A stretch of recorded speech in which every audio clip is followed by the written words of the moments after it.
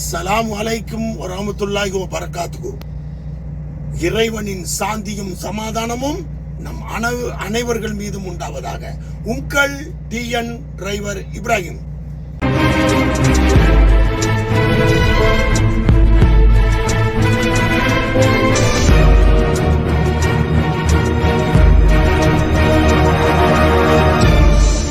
அன்பு தமிழ் சொந்தங்களே, இப்போ இந்த கீர்ல இருக்கிற இப்ப புதிய வண்டிகள் எஃப்ஐஸ்ல எல்லாருக்குமே தெரியும். ஆனா யாருக்குமே பொதுவா ஒரு 60% 70% தெரியாது என்னன்னு. இது எதுக்கு கொடுத்துருக்கான், என்ன ஏதுன்னே தெரியல. இப்ப நான் அதை பத்தி உங்களுக்கு சின்னதா சொல்லிடுறேன். இந்த மாதிரி வண்டி ஓட்டும் போது அந்த கீர் போடுறோம் இல்லையா, அதாவது ஆர்னா ரிவர்ஸ், என்னன்னா நியூட்ரல், டினா டிரைவிங், அவ்வளவுதான். இந்த பாருங்க, ஏனா ஆட்டோமேட்டிக். புரியுதா?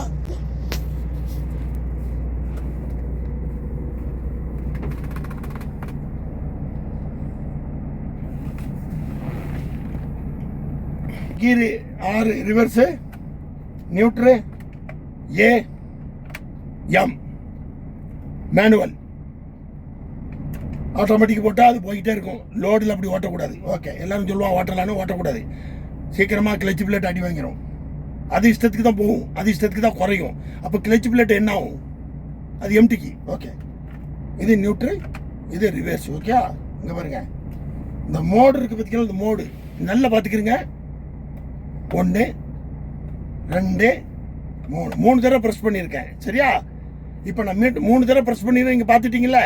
இந்த 3 தடவை ஏன் ப்ரெஸ் பண்ணேன், இந்த 3 தடவை என்ன வருதுங்கிறத காட்டுறேன். நீங்கள் வந்து இதில் பாருங்கள், நம்ம ஸ்க்ரீனில் காட்டுறேன். இந்த 3 ப்ரெஸ் பண்ணுறத பார்த்துக்கிறீங்கண்ணா.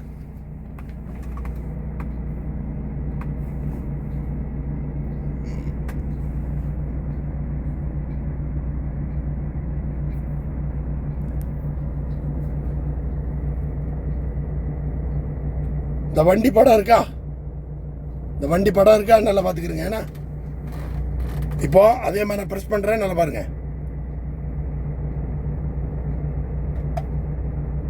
இப்போ என்ன விழுந்திருக்கு, மேலே ஏறுற மாதிரி விழுந்திருக்கு படம். சரி, இப்போ என்ன விழுந்திருக்கு, ஈ விழுந்திருக்கு. இது என்ன ஈ?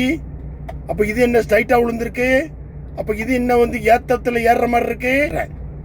இப்போ இந்த ஈ வந்து எக்கனாமிக்கு. புரியுதா? இது நீங்கள் எம்டியில் ஓட்டிக்கிடலாம். இதனுடைய விவரத்தை நான் பின்னாடி போடுறேன். இது எம்டியில் போகும்போது இதை வச்சுக்கிறேங்க.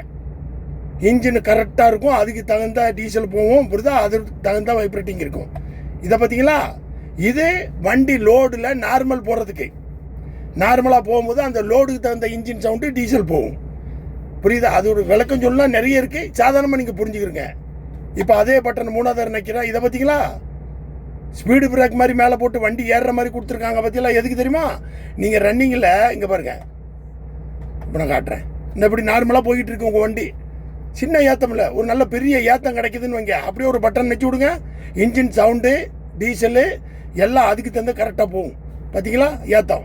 அப்போ ஏறி நல்லா இறங்கி நார்மல் ரோடு வந்தோடனே இங்கே பாருங்க, இப்படி ஈ விட்டு அடிச்சிங்கன்னா அடுத்தது இப்படி நார்மல் வந்துடும். இப்படி தான் இப்போ நார்மலாக ஓட்டிக்கிறணும். இப்போ உங்களுக்கு புரிஞ்சிருக்கும். இது லோடு வச்சுட்டு ஓட்டுறதுக்கு இப்படி தான் சென்ட்ரு. இது வந்து ஏத்தத்தில் அப்படியே ஓடிக்கிட்டே இருக்கும்போது ஏத்தம் கிடச்சிதுன்னா வண்டியை திணற விடக்கூடாதுங்கிறதுக்காக இந்த ஏத்த பட்டனை நச்சு விட்டுறணும். அதே மோடை நச்சிங்கன்னா ப்ரெஸ் பண்ணிங்கன்னா இந்த மாதிரி வந்துடும். புரியுதா? அதுக்கு பிறகு நார்மல் ரோடு உங்களுக்கு கிடைக்கும்ல. ஏத்தம்லாம் முடிஞ்சுது, நார்மல் ரோடு இருக்குன்னு இங்கே பாருங்க, ஒரு நை, அப்புறம் வந்து ப்ரெஸ் பண்ணிங்கன்னா ஈ வரும். அதுக்கு ஒரு ப்ரெஸ் பண்ணிங்கன்னா நான் இப்படி நார்மல் வச்சு ஓட்டணும். புரியுதா? அதே போல் இப்போ எம்டி வண்டி இருக்கா, நீங்கள் ஆட்டோமேட்டிக்கில் போட்டு போயிட்டே இருக்கலாம். எம்டிக்கு ஆட்டோமேட்டிக் எந்த பிரச்சனையும் கிடையாது, ஒன்றும் ஆகாது. லோடுக்கு ஆட்டோமேட்டிக் ஓட்டக்கூடாது. ஓகே, புரிஞ்சுக்கிறேங்க. இவ்வளோ தாங்க இதில் உள்ள விஷயம். புரியுதா?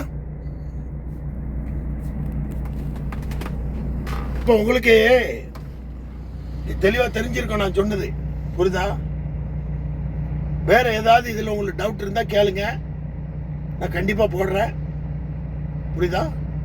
எல்லா எஃப்ஐஸ் வண்டியிலும் இப்படி தான் இருக்கும். புரியுதா? பழைய மாடல் வண்டி இருக்கா, அதில் பிஹெச்னு வரும். அது வந்து செட்டிங் கிடையாது. பி போட்டாலும் திருப்பி ஹைச்சுக்கு தான் போகும். அது பிரச்சனை கிடையாது. இப்போ வர வண்டியில் ஃபுல்லாக இதுதான், இந்த சிஸ்டம் தான். இது ஒரு நல்ல சிஸ்டம் தான் இது. புரியுதா? இதெல்லாம் சொன்னிச்சுன்னா கற்றுக்குறீங்க. ஏன்னா திடீர்னு நீங்கள் வந்தீங்கன்னா, நாட்டுக்கே வந்தால் கூட அது மாதிரி பார்த்தா உங்களுக்கு தெரியும் இல்லையா? சரியா? ஓகே, ஷேர் பண்ணுங்கள், லைக் பண்ணுங்கள், கமெண்ட் பண்ணுங்கள், ஃபாலோ பண்ணுங்கள். மீண்டும் அடுத்த வீடியோவில் சந்திப்போம்.